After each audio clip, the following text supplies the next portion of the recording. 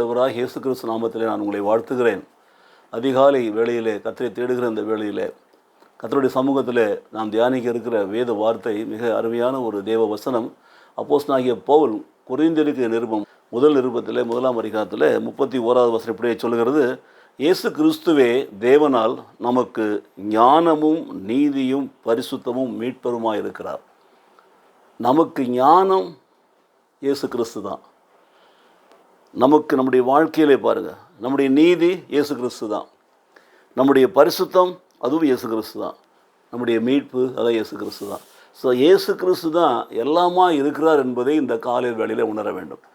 உங்களுக்கு ஞானம் வேண்டுமா? கர்த்தராகிய இயேசு கிறிஸ்து நோக்கி பாருங்கள்.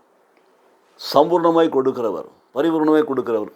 அவரை பற்றி அறிகிற ஞானத்தை உங்களுக்கு கொடுப்பார். கர்த்தர் யார், எப்படிப்பட்டவர், கர்த்தருடைய வல்லமை சத்துவம் என்ன, அதை உணர்வது தான் மிக பெரிதான ஞானமாக இருக்கிறது. நான் ஆராதிக்கிற ஆண்டவர் சர்வ வல்லமை உள்ள தேவன், அவரால் செய்யக்கூடாத காரியம் ஒன்றுமே இல்லை என்பதை நான் விசுவாசிக்கிறது தான் ஞானமாக இருக்கிறது. அப்போது இயேசு கிறிஸ்துவை வெளிப்படுத்தின தேவன், அந்த தேவன் அவராலே நமக்கு ஞானத்தையும் கொடுக்குறாராம். பார்த்தீங்களா?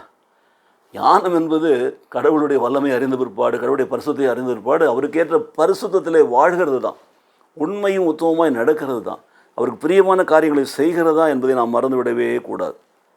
ஆகவே அவர் கல்வாரி சிலுவையிலே இரத்தம் சிந்தி தன் ஜீவனை கொடுத்து நம்மை மீட்டு கொண்டார் அல்லவா? பாவியாக இருந்த அத்தனை பேரையும் அவர் நீதிமான்களாய் மாற்றினார் அல்லவா? அப்போது அவர் தான் நமக்கு நீதி.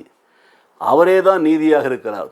அவருடைய போதனைகளை கடைபிடிக்கிற போது நாம் நீதியின் பாதையிலே நடப்போம். நமக்கு ஞானத்தை கொடுக்கிறவர் நம்மை நீதியிலே நடத்துவார். ஞானத்தை பெற்றுக்கொண்ட அத்தனை பேரும், கடவுளுக்கு பயந்து நடக்கிற அத்தனை பேரும் நீதியின் பாதையிலே நடப்பார், நீதி உள்ளவர்களாக இருப்பார். ஸோ நீதி இல்லை, அநீதியாக இருக்கிறோம் என்று சொன்னால் there is no Christ in you, there is no fear of God in you. அதுதான், that is the reason for your misbehavior. ஆகவே நீதியின் பாதை, நீதி நமக்கு வேண்டும், நீதியாய் நடக்க வேண்டும், நீதியின் பாதையில் நடக்க வேண்டும், நீதிமானாய் வாழ வேண்டும் என்று சொன்னால் இயேசு கிறிஸ்து தான், மறுபடியும் அவரே தான் நமக்கு எல்லாம். He is the role model.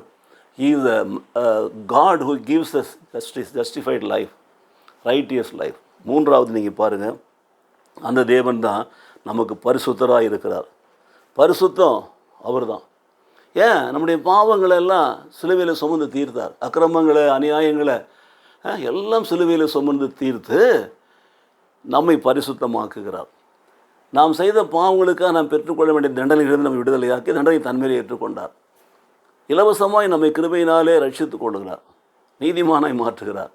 பரிசுத்தவான்கள் என்ற அந்த பட்டத்தை கல்வாரி சிலுவையிலே உங்களுக்காக எனக்காக சம்பாதித்து கொடுத்துருக்கிறார். அவரால் தான் பரிசுத்தமாகிறோம். நாமே நம்ம பரிசுத்தப்படுத்தி கொள்ள முடியாது. இயேசு கிறிஸ்துவின் இரத்தம் சகல பாவங்களை நீக்கி நம்மை சுத்திகரிக்கிறது. அதுதான் நம்மை பரிசுத்தமாய் மாற்றுகிறது. அப்படி நம்மை பரிசுத்தமாய் மாற்றுகிறவர், ஞானத்தை கொடுக்கிறவர், அவரை பற்றி அறிகிற அறிவை கொடுக்கிறவர் மாத்திரமல்ல, நம்மை நீதியின் பாதையில் நடத்துகிறவர், அதோடு மாத்திரமல்ல, நம்மை பரிசுத்தமாய் மாக்கினவர், நம்மை மீட்டு கொள்ளுகிறார். அவரே நம்முடைய மீட்பர். ஈஸ் அவர் ரெடீமர், ஈஸ் அவர் சேவியர். அவர் தான் நம்முடைய ரட்சகர், அவர் நம்முடைய மீட்பர்.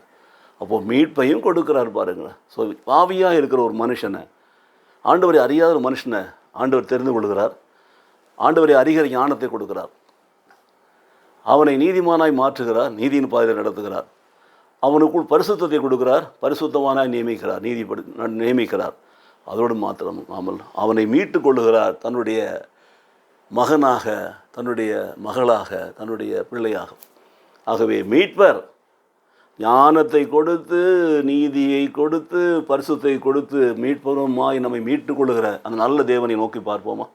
இன்றைக்கு அந்த மீட்பு உங்களுக்கு வேண்டுமா? அவரை பற்றி அறிகிற ஞானத்தை பெற்றுக்கொள்ள வேதத்தை வாசியுங்கள், தியானியுங்கள். அவரிடத்தில் ஒப்புக்கொடுங்கள், நீதியின் பாதையை நடத்துவார். அவரிடத்தில் ஒப்புக்கொடுங்கள், உங்களை பரிசுத்தராய் மாற்றுவார். மாத்திரமல்ல, அவருடைய மீட்பராக, உங்கள் மீட்பராக இருந்து உங்களை ஆசீர்வதிப்பார். ஜெபிப்போமா? எங்கள் அன்பின் நேச பிதாவே, தேவனாலே இயேசு கிறிஸ்துவே எங்களுக்கு ஆண்டவரே ஞானமும், ஆண்டவரே நீதியும், ஆண்டவரே பரிசுத்தமும் மீட்பருமாக இருக்கிறபடினாலும் உம்மை துதிக்கிறோம், ஸ்தோத்திரிக்கிறோம். அந்த ஞானத்தை எங்களுக்கு கொடுத்து எங்களை நீதிமானாக்கி எங்களை பரிசுத்தத்தில் நடத்தி எங்களை மீட்டுக் கொள்வீராக.